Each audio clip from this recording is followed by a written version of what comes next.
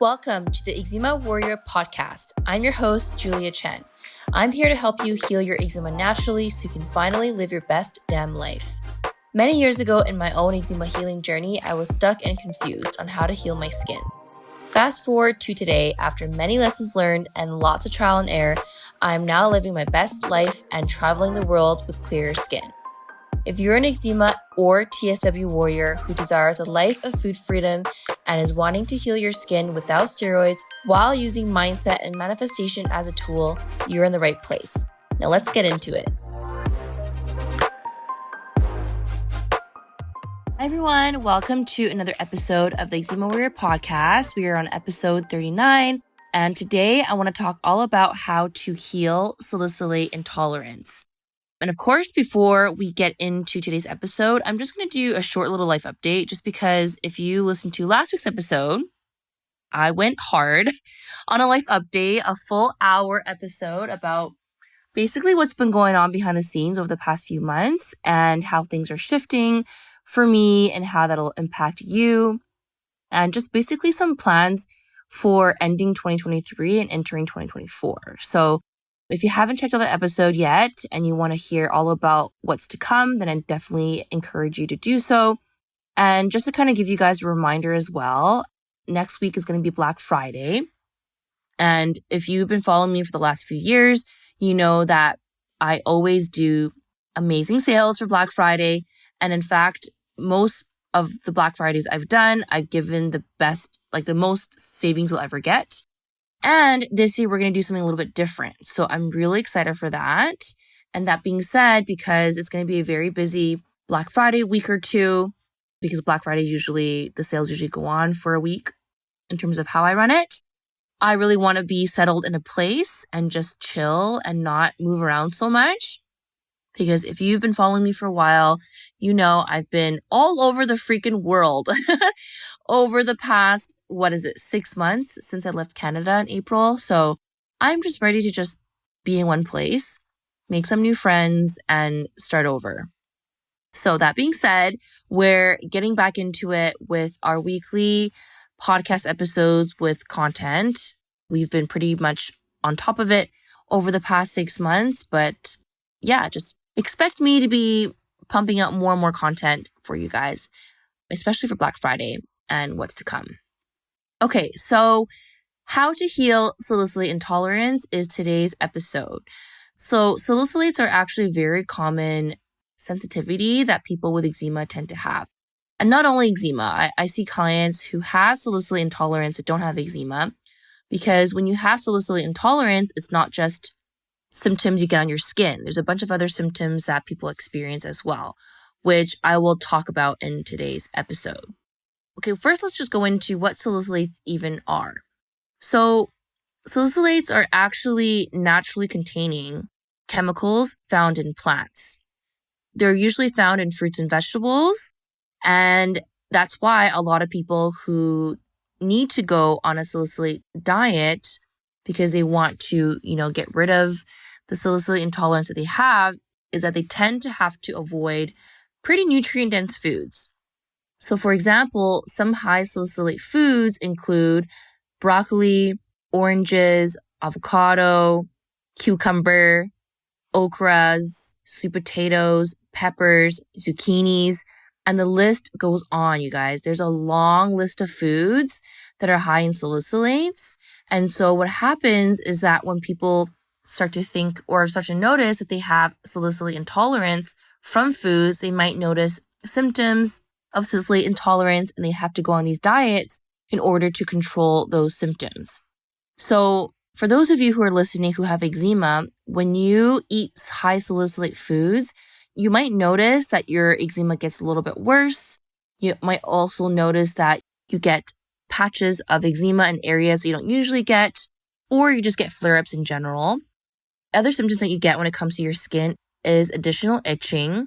So I know some of you who have eczema, you deal with itching all the time, but when you eat salicylate foods, you also notice that your eczema gets even itchier. Now, there are also other symptoms of salicylate intolerance. It's not just skin itching or skin rashes. Some people might experience nasal congestion. You might experience a runny nose. It might feel like you have allergies to the environment, which could be possible as well, especially if you're in the season where it's a lot of pollen. But for salicylate sensitivity, when you eat high salicylate foods, you might also notice these symptoms as well. You might also notice digestive issues, whether that's bloating, constipation, or diarrhea. Some people experience headaches, as well as hives. So the symptoms I'm sharing, the list isn't exhaustive. There's definitely other symptoms as well, but these are the most common ones when it comes to having salicylate intolerance or a sensitivity. Now, because this podcast is about eczema, for those of you who have a salicylate intolerance, you might notice that your skin's itchier or you're noticing more flares.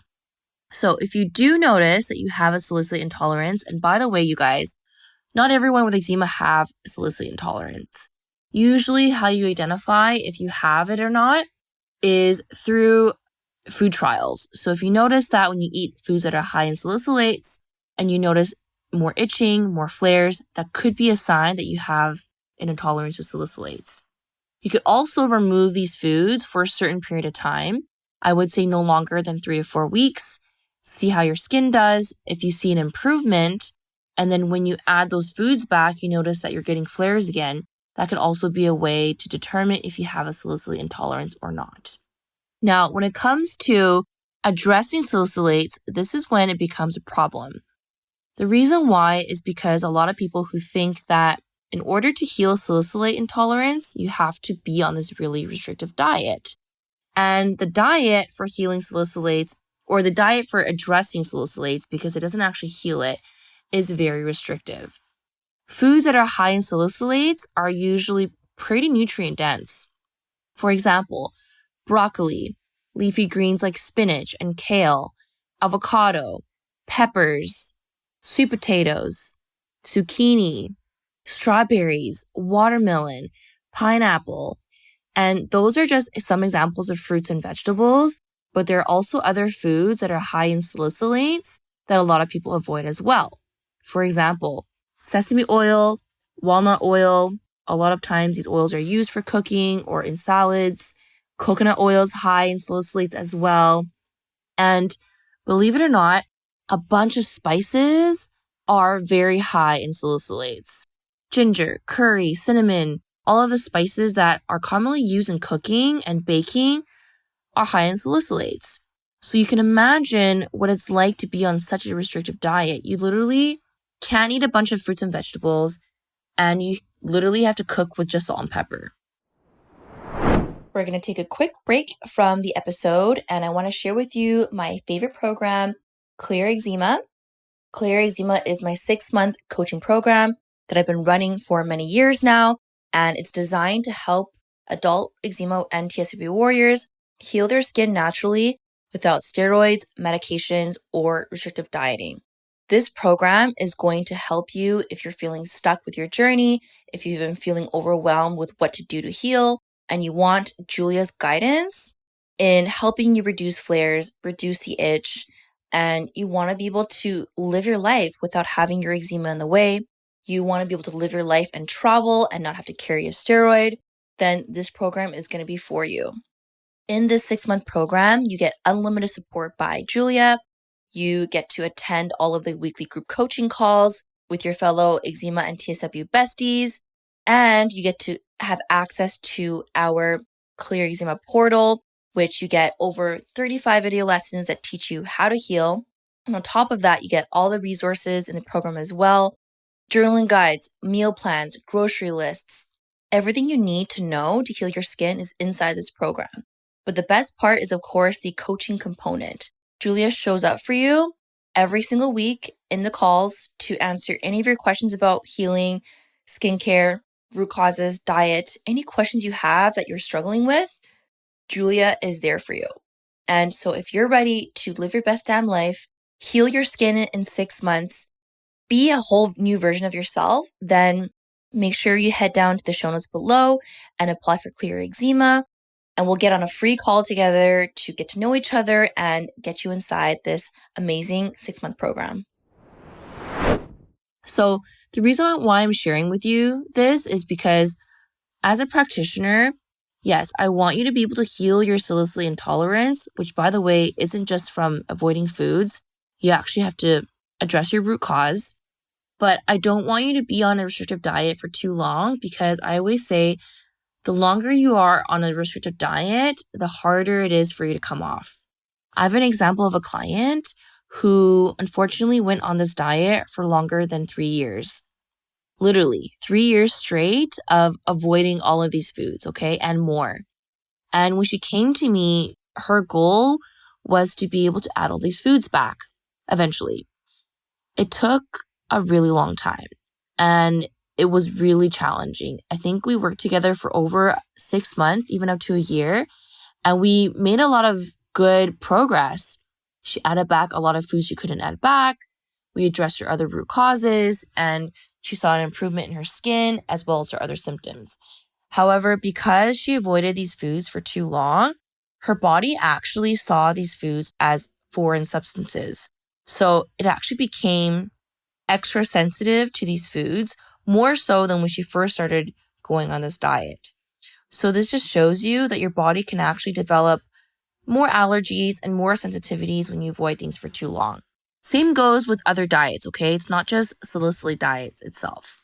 So if you guys are on a salicylate diet, first of all, don't go on this diet if you don't need to. If you don't actually have a salicylate intolerance, there's no need for you to avoid these foods. Second of all, if you do have a salicylate intolerance, be on this diet only to alleviate the symptoms while you're addressing the root cause. If you're solely just avoiding these foods, it's not going to heal your intolerance.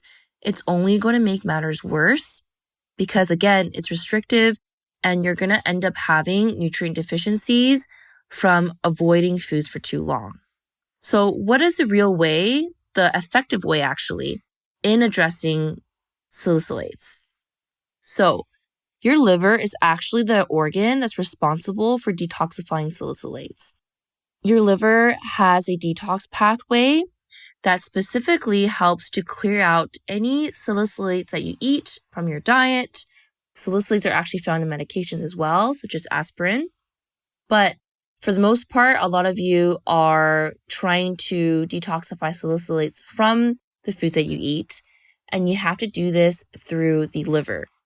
So when your liver is overworked or when it's sluggish, it's going to have troubles detoxifying in general. And there's a specific pathway in the liver, and it's in the phase 2 detox pathway called the glycination pathway. And this pathway is what processes and eliminates salicylates out of your body. And in this pathway, it requires certain nutrients to do so. Now, when your liver is sluggish for whatever reason, it's going to have troubles with detoxification. And so when you are trying to heal salicylate intolerance, it's not about just avoiding the foods. You have to address the detox pathway, in particular, the phase 2 detox pathway. And the nutrient that I often recommend my clients to take in terms of supplements is called glycine.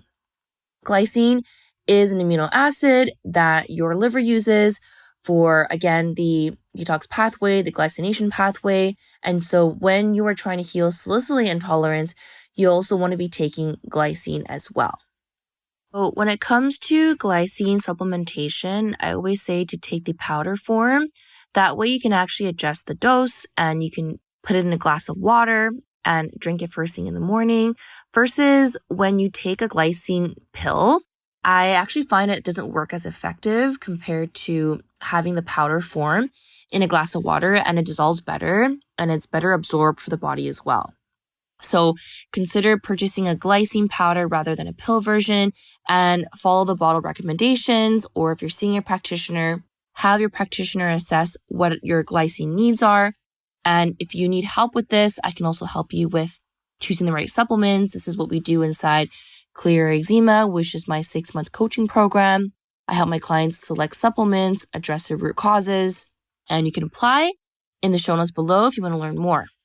So again, when it comes to healing salicylate intolerance, it's about addressing the root cause, which starts from your liver. It's not the food that's a problem. It's your body not able to detoxify salicylates effectively. Now, once your liver starts to get better, starts to get stronger, starts to be able to detoxify through the support of supplements, then you're going to notice that your sensitivities to salicylates are going to get better.